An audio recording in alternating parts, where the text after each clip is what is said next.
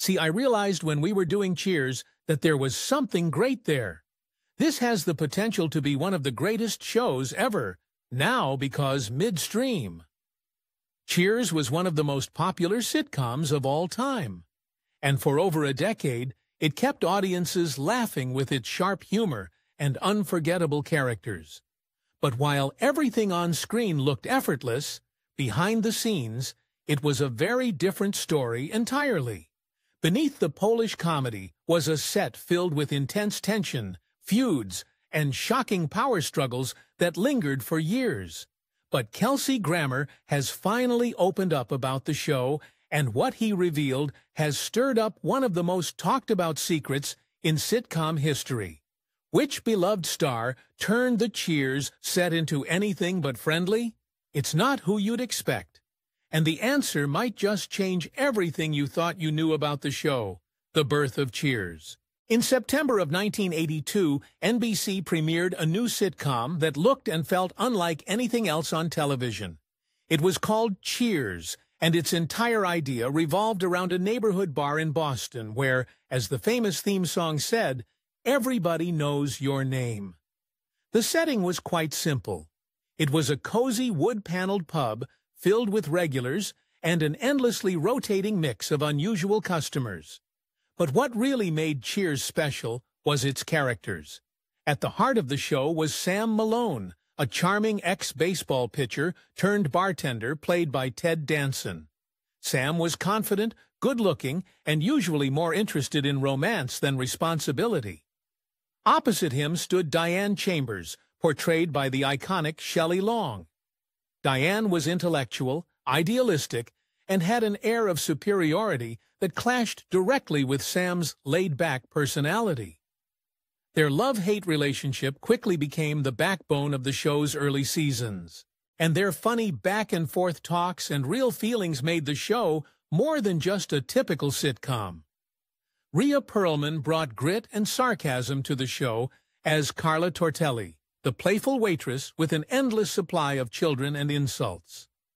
Nicholas Colasanto played Coach Ernie Pantuso, Sam's loyal and somewhat dim-witted co-bartender who provided a gentle, lovable energy that grounded the cast.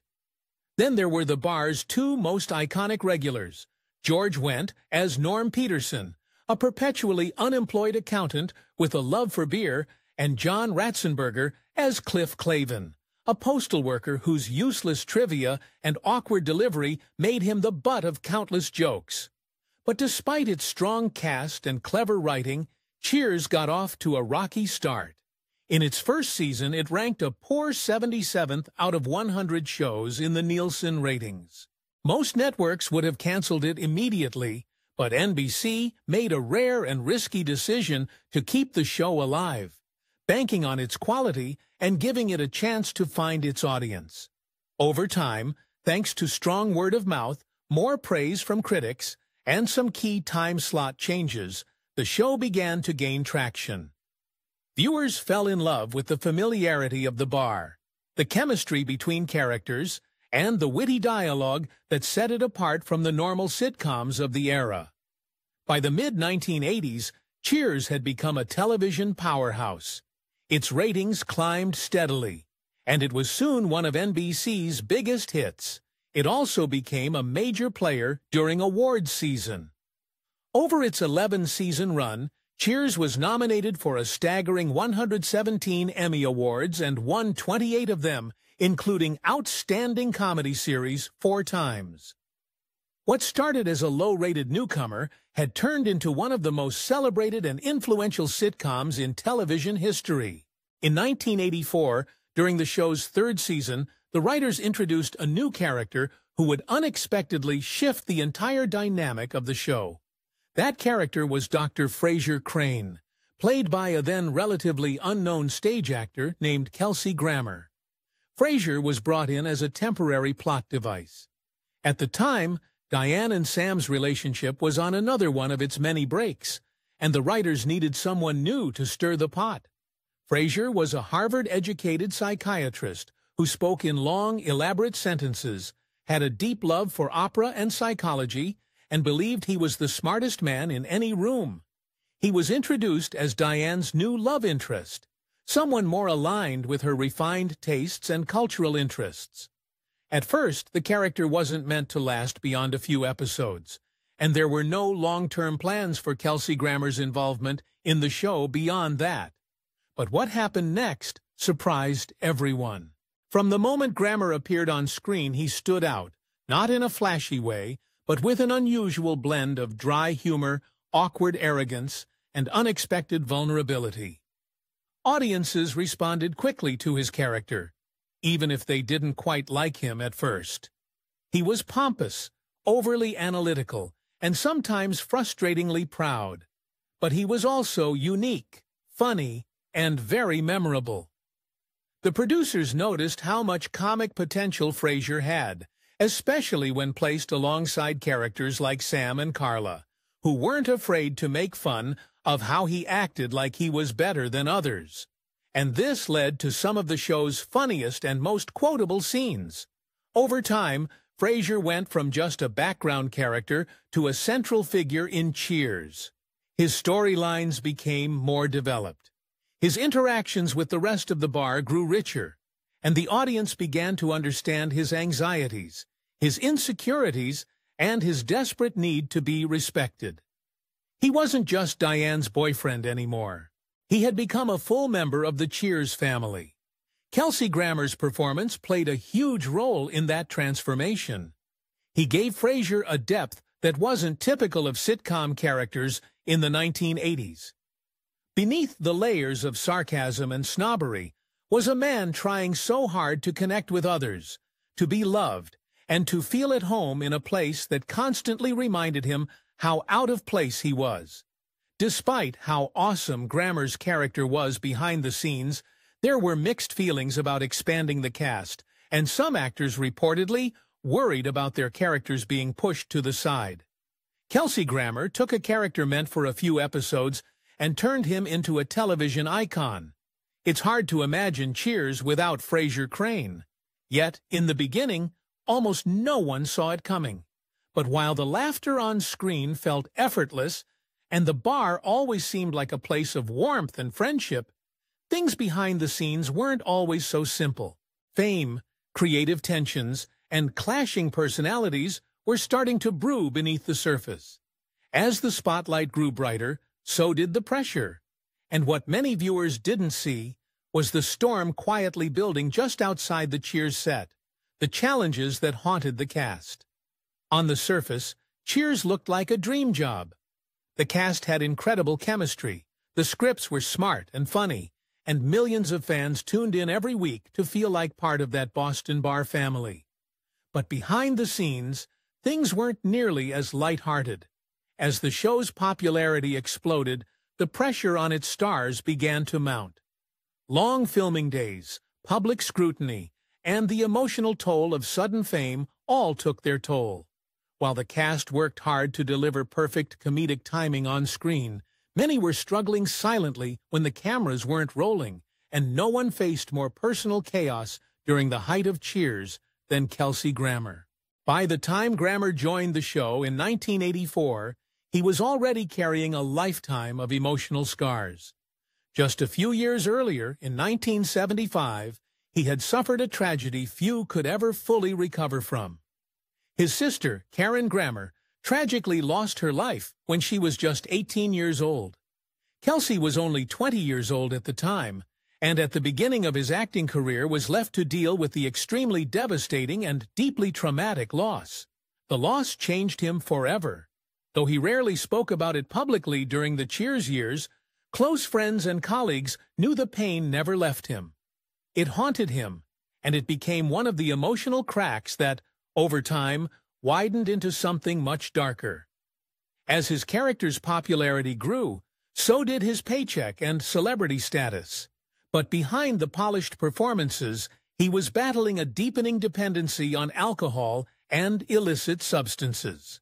What started as casual drinking quickly escalated, and soon his off-screen life was spiraling out of control.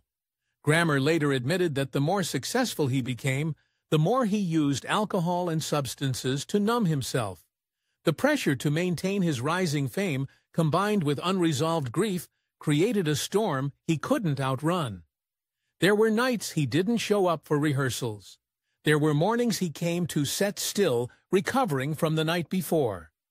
While the show's production team worked hard to keep things running smoothly, those close to him could see the warning signs. Then came 1999, a year that would mark a turning point. Just as Cheers was preparing for another major season, Grammer was arrested for driving under the influence and possession of a controlled substance. The incident landed him in jail for 30 days and quickly made headlines. Fans were shocked, and so were many in the entertainment industry. The incident was a major wake-up call, not just for Grammer, but for the entire Cheers team. But instead of making a public spectacle, the show's producers and cast responded with a quiet but clear message. They supported Grammer as a colleague and friend, but they expected change. Several cast members reportedly rallied around him privately, offering compassion without enabling him. At the same time, there were firm conversations about professionalism and responsibility. Grammer's future on the show was never publicly in question, but the message was clear. He had to take care of himself and get serious about turning his life around. In later interviews, Grammer credited the Cheers team with helping him feel grounded again, at least for a while. But the road to recovery would still take many years, and the challenges didn't end with his legal troubles. While Kelsey Grammer struggled with demons behind closed doors, another major emotional blow hit the Cheers cast again. And this time, it was one they couldn't keep private. Nicholas Colasanto, who played the lovable, slightly absent-minded coach, was a fan favorite from day one. His warm presence, gentle humor, and real-life kindness made him beloved both on and off screen. But what fans didn't know was that Colasanto had been battling heart disease for years. By the third season, his health was declining rapidly. Despite his illness, Colasanto continued to show up for work, determined to be there for the show and his fellow cast members. But in early 1985, just before production began on a new episode, Nicholas Colasanto passed away at the age of 61. The cast and crew were devastated. For many, he had been a father figure, especially to the younger cast members. The producers made a decision not to recast the role of coach. They believed no one could replace what Colasanto brought to the show. Instead, they wrote his character out quietly and respectfully, allowing the bar to feel his absence just as the cast did in real life. Later that season, a new character was introduced, Woody Boyd, played by a then-unknown actor named Woody Harrelson. Unlike Coach, Woody was young, naive, and from a small town in Indiana.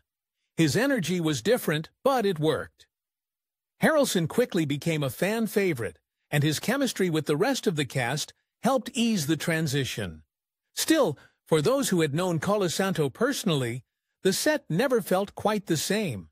In his honor, the producers kept a photo of the Apache warrior Geronimo, which Colasanto kept in his dressing room for good luck on the main set of Cheers.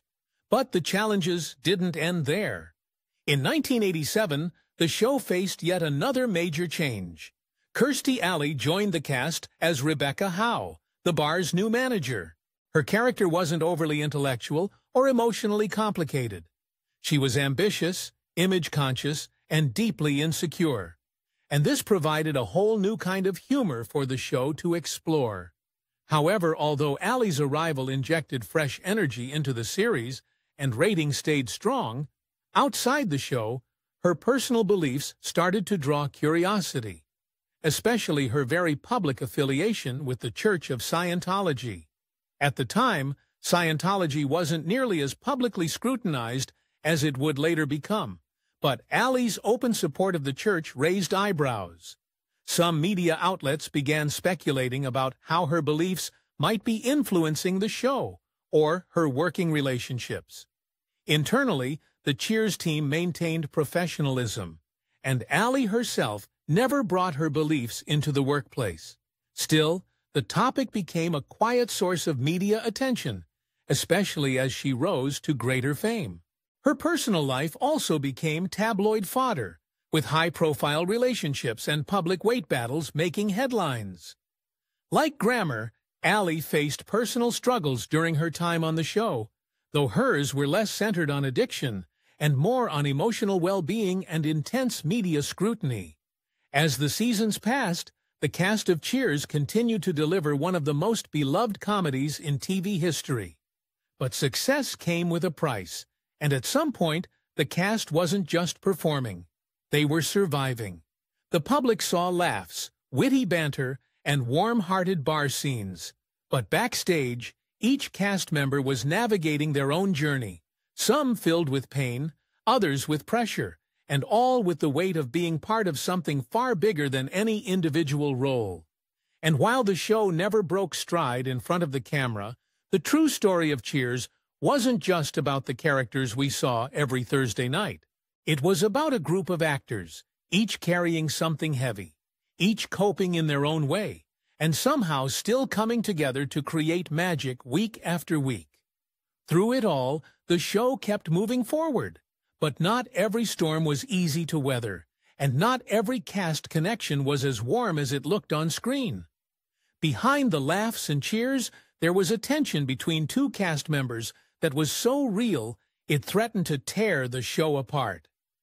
Shelley Long's on-set behavior and clash with Kelsey Grammer. Shelley Long, who played Diane Chambers on Cheers, was a central figure in the show's early years. Diane's character was smart, witty, and often the driving force behind many of the show's funniest moments. But behind the scenes, Shelley Long earned a reputation for being difficult to work with. And unfortunately, many people who worked on the show have had something to say about her behavior on the set of the show. Shelley has often been described as controlling and very particular about how her character and the show's scripts were handled. Writers and co-stars alike have said she took on a habit of regularly questioning the script. She didn't just accept the lines or scenes as they were written. Instead, she insisted on reworking or rewriting scenes she didn't agree with. This was not a one-time thing, but a frequent behavior that sometimes caused tension during production. Ted Danson, who played Sam Malone, has talked openly about these challenges. While he acknowledged Shelley's talent, he also said she could be tough on set.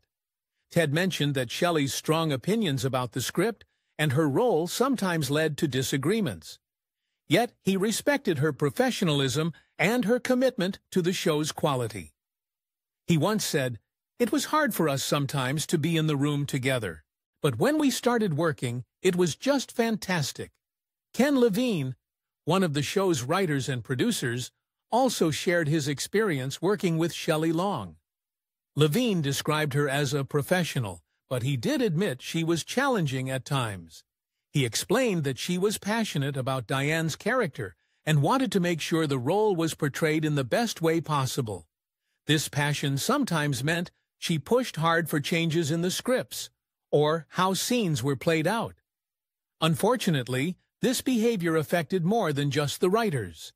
It created a working atmosphere that was sometimes tense for the cast and crew.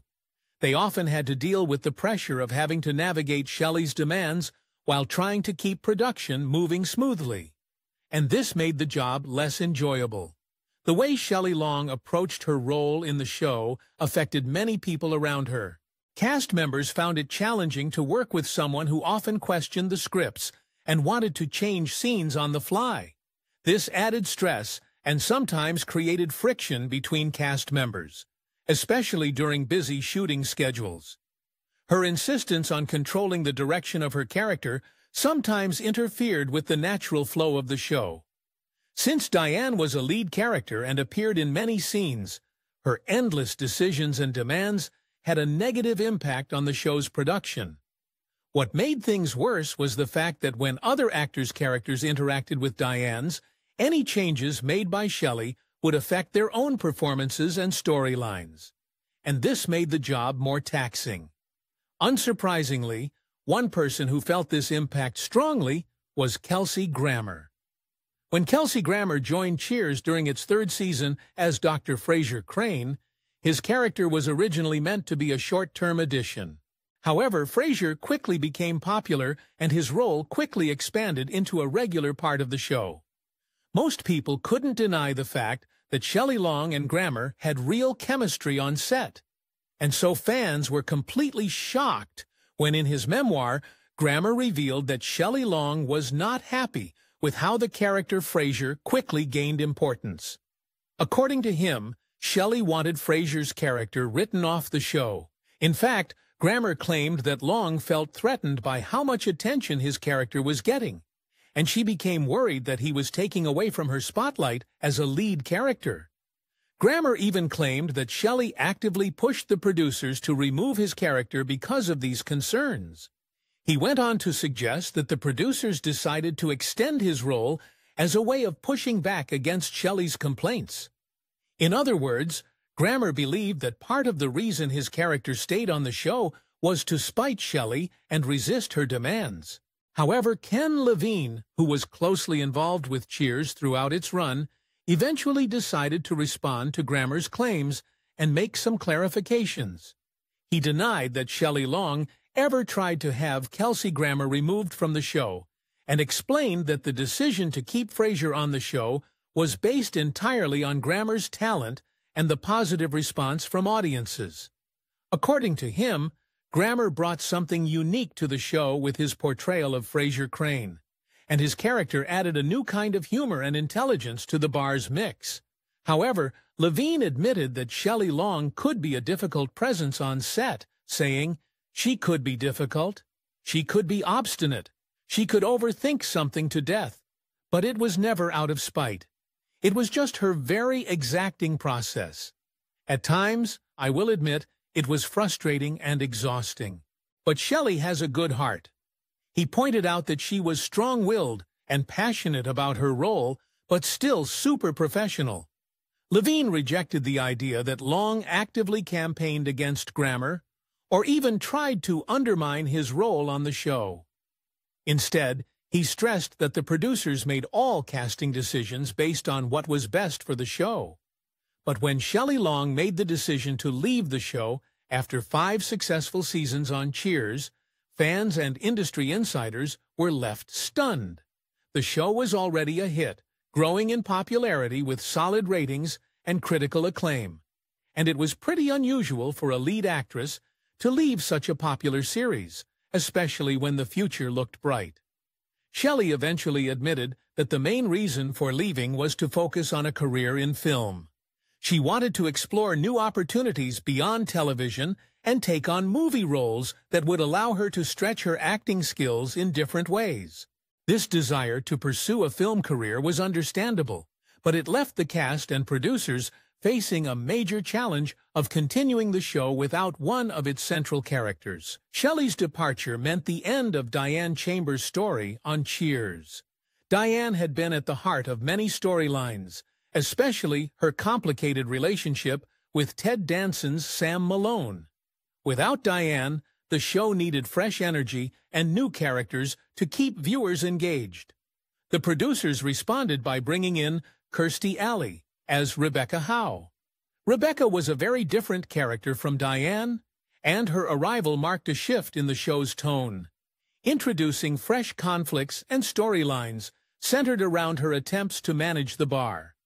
Contrary to some rumors at the time, Shelley Long's exit was reportedly amicable. Though there were stories about behind-the-scenes tensions, official accounts suggest that she left on good terms with the cast and crew. She remained proud of her work on Cheers, and even reportedly maintained friendly relationships with some of her former colleagues. This positive connection was evident years later when Shelley made guest appearances on Frasier, the successful spin-off starring Kelsey Grammer as Frasier Crane.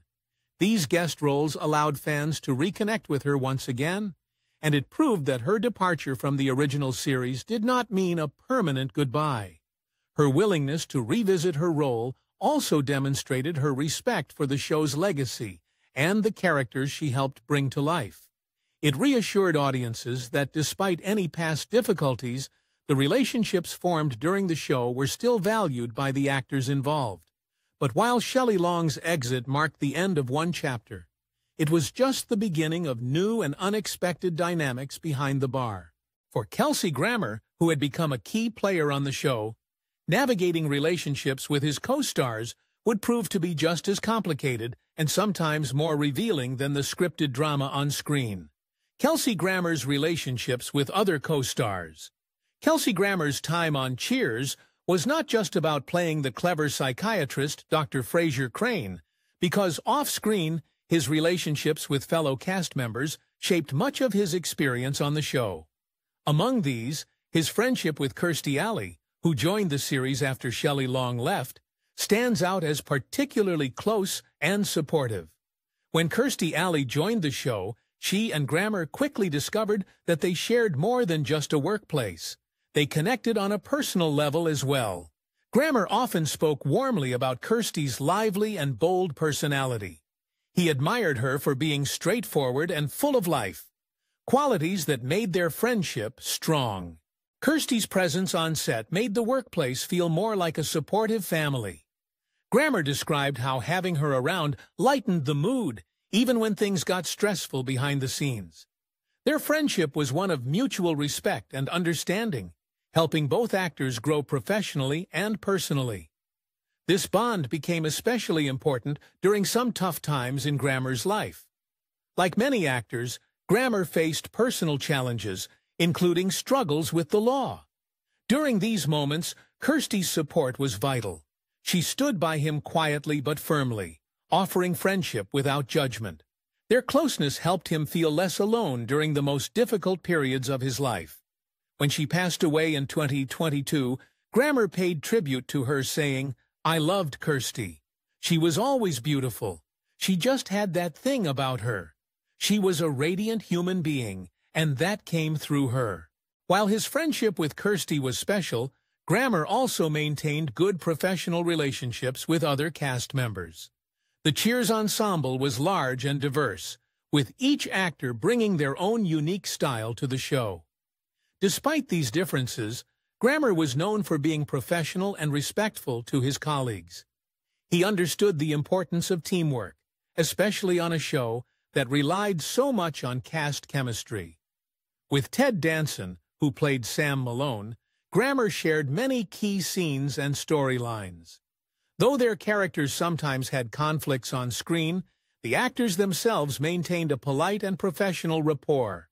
Grammer respected Danson's leading role and experience, often learning from his co-stars' confidence and ease in front of the camera. George Wendt and John Ratzenberger, who played Norman Cliff, respectively, were beloved for their comedic timing and easygoing nature. Grammer appreciated their humor and the way they brought lightness to the show. While he wasn't as close personally with these cast members as he was with Kirstie Alley, their working relationship was friendly and constructive. On the other hand, Rhea Perlman, who played Carla, was known for her sharp wit and strong character. Grammer also respected her acting skills and professionalism. Though their characters had different story arcs, their time working together was marked by mutual respect. Overall, Kelsey Grammer's relationships with his Cheers co-stars were a mix of friendship, professional respect, and sometimes quiet distance. He understood the importance of maintaining a good working environment, especially on a long-running show with such a tight-knit group. Despite this, not every working relationship ended on a positive note, just like his relationship with Shelley Long. In the end, Cheers wasn't just a sitcom. It was a pressure cooker of talent, egos, heartbreak, and unexpected friendships. Behind the laughter and applause were real people navigating fame, grief, and personal demons, all while trying to make magic on screen. And while some tensions were never fully resolved, they added to the layered legacy of a show that is still remembered decades later. Whatever you think of the behind-the-scenes drama, one thing's for sure, there was always more going on at that Boston bar than met the eye. Who was your favorite Cheers character? Let us know what you think in the comments. And if you enjoyed this deep dive, don't forget to like, subscribe, and hit that bell so you never miss another untold Hollywood story.